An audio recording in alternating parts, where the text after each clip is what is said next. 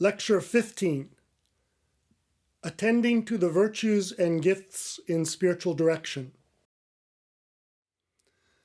Let us begin with a reading from the Catechism of the Catholic Church. The Holy Spirit gives to certain of the faithful the gifts of wisdom, faith, and discernment for the sake of this common good, which is prayer. Spiritual direction. Men and women so endowed are true servants of the living tradition of prayer. Well, if the virtues and the gifts are to provide the content, and spiritual direction the format for a paradigm shift in the practical orientation of the Church's moral and spiritual teaching, the question arises about how they should relate to one another on a concrete level of implementation. And on this score, it is important to remember that form gives shape to matter, not vice versa. By that I mean the dynamics of the spiritual direction process must provide the context, the space, the atmosphere for the person seeking guidance to speak freely about his or her needs and desires concerning the virtues and gifts of the Spirit. When seen in this light, the language of the virtues and the gifts must not be imposed from without, but rather fostered from within the dynamics of the holy conversation that is spiritual direction. And so the virtues and the gifts are meant to be nothing more than a guiding language so that the process of spiritual direction can vivify that language so that the virtues and the gifts will come alive for both the directors and those seeking guidance from them. In other words, it must be able to inhabit this language and become fluent in it, both directors and directees. And that is the challenge. Because by becoming fluent in this guiding language of the virtues and the gifts, this fluency promotes intimacy with God. And as we have seen before, intimacy with God is based on self-disclosure and loving attention. And intimacy with God leads to friendship with God. And we've seen that the marks of friendship with God are benevolence and actively seeking the other's well-being, reciprocity, meaning it must be a two-way street, and thirdly, a mutual indwelling, that we dwell in the heart of God and God dwells in our hearts. And so the language of the virtues and the gifts can be this guiding language which enables us to foster this intimacy with God, this sense of mutual indwelling, this sense of divine friendship. And so connecting the virtues and the gifts to spiritual direction offers a practical point of convergence for the ongoing discussion about the relationship between spirituality and morality. For each of these dimensions of Christian life, of course, can be examined on different levels. There's the experiential, there's the level of teaching, there's the level of study. But people will be given the opportunity in direction not merely to learn about the virtues and the gifts, but to understand how they work in the warp and woof of their daily lives. So spiritual direction is a discipline for growth in the school of virtue and the gifts of the Spirit. The virtues and gifts, in turn, bring into focus its emphasis on leading a person to friendship and intimacy with God. Now, I have some observations about how the virtues and the gifts should be dealt with in spiritual direction. A number of observations, and I'd like to make some comments here. To begin with, directors would be in a better position to help their directees if they had a thorough knowledge of the Christian virtues. And I would point them to Aquinas' treatment of the general virtues in his Summa Theologiae, Alphonsus de Liguori's treatment of love in the practice of the love of Jesus Christ.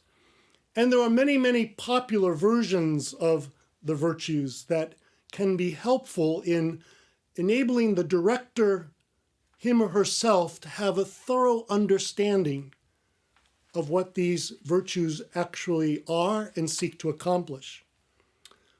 Now, a corollary to this observation would be the need for directors to have a close familiarity with the corresponding vices associated with each of the Christian virtues. Just as we've seen, there are 4 cardinal virtues and 3 theological virtues, there are also capital sins, capital vices that oppose them. And to have a knowledge about how virtues which always seek to walk the via media, the way of moderation between extremes, it would be often very helpful if the directors know what those extremes are. We could have an entire course on the virtues and the vices. Thirdly, a theoretical knowledge of the virtues and vices provides the director with a sense of what the directee should be detached from and united to. Detached from the way of the world, detached from the way of the flesh, detached from excesses. And what they should be united to is the way of moderation, which ultimately is the way of Christ and leads to God. Theoretical knowledge, however, can only go so far. Spiritual direction is not only a science, but it is a practical art that needs to be realized creatively in very specific and concrete circumstances. For this reason, directors must pay close attention to how they use their theoretical knowledge in the direction process. It can easily get in the way. You can easily speak over a person's head. You have to be able to find those images and metaphors which connect with the person so that he or she understands what doing good and avoiding evil, what the way of virtue is all about. His or her approach to the directee should be one of presence, careful listening, and prudent counsel.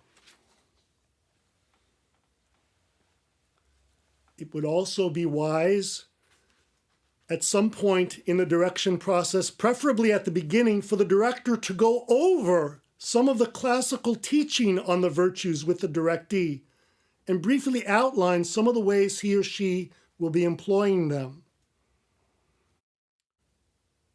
This sharing of knowledge emphasizes the mutuality of the direction process and avoids making the directee overly dependent on the director's knowledge of the material. Directors would do well to keep an eye out for popular presentations of the virtues that would be useful to their directees in their moral and spiritual lives. And in addition to spiritual reading, directors should be open to questions on the virtues in general, or on any one of the virtues or vices in particular. And all during this time, it is essential for the director to foster an honest, trusting, and open relationship with the directee. Only in the context of such a relationship will the directee feel free enough to share with the director the most intimate details of his or her moral and spiritual experience. The story of one's ongoing faith experience is the meeting place for the virtues and the gifts and the spiritual direction process. And once it is shared, director and directee can engage in a serious theological reflection and begin to ask questions about its meaning for the moral and spiritual life of the directee. And if it is not shared in an honest and open manner, then both can become engaged in a mutual form of self-deception. The directee will assume a persona that does not correspond to his or her true experience, but that is acceptable to the director. And the director, in turn, will be responding to a mask and may not have the sensitivity or wherewithal to ask the directee to remove it. The convergence of the virtues and the direction process in the directee's personal narrative of his or her experience of the divine should also be taken into account. The director should look for possible parallels with the scriptures and suggest them to the directee at appropriate moments. The Exodus story, Jesus' parables, the narrative of his passion, death, and resurrection and ascension are just some of the narratives where possible parallels might exist. The director should also encourage the directee to read the scriptures meditatively in the fashion of a lectio divina or holy reading, and to listen actively for passages that resemble his or her experience. One of the main purposes of the direction process is to help the directee come to a deeper understanding in the various ways in which he or she has been gifted by God. The subject of giftedness has many dimensions, ranging anywhere from the Holy Spirit himself, who is often referred to as gift, to the universal gifts given to all humanity, such as creation and life, to more particular gifts given to believers, such as the infused virtues and the gifts of the Spirit, and to special gifts given to individuals, such as personal talents, such as public speaking, writing, listening, building, gardening, cooking, to name just a few. The notion of giftedness, that we have been gifted by God with so many gifts and talents. The director's goal here should be to raise the directee's awareness of the various ways in which he or she has been blessed by God, to deepen his or her gratitude for those gifts, and to deepen his or her resolve to use those gifts for the service of others. And one special gift that God gives to everyone is the grace to pray. A person's prayer life should not be a mere otherworldly pursuit, but deeply rooted in the spiritual and moral issues of the day. It's interesting, Aquinas makes a powerful point when he places his treatment of prayer within the treatise on justice. Prayer, in his mind, is an interior act of the virtue of religion, an allied virtue of justice, and it is important because it is the way in which we give God his due. And finally, as the direction process unfolds, the language of the virtues should eventually help the directee to name those areas that are preventing him or her from growing in friendship with God. And as the direction process unfolds, the classical language of the virtues should also help the directee to name those areas that are not only holding him or her back, but helping him or her to grow in friendship with God. In responding to these areas, the director should encourage the directee to celebrate his or her relationship with the divine by resolving never to take it for granted. These are just some observations, and they are in no way exhaustive, of the various ways in which the virtues and the gifts can benefit the process of direction and serve as a practical and concrete locus for integrating the spiritual and moral dimensions of life. And there are many others. There are many models of spiritual direction, and we can in no way wish to replace a balanced variety of approaches with a monolithic systematization that would rob the ministry of one of its greatest riches. The use of the virtues and the gifts as a guiding language in the process of direction is meant to provide a solid basis in the moral and spiritual life, one that directors can refer to with confidence and without hesitation. And so let us close with some reflection questions. Why are the virtues and gifts important for the moral life? What do they tell us about ourselves? How do they help us grow in our relationship with God? Why should spiritual directors be familiar with the virtues? In what way do virtues provide a bridge between spirituality and morality?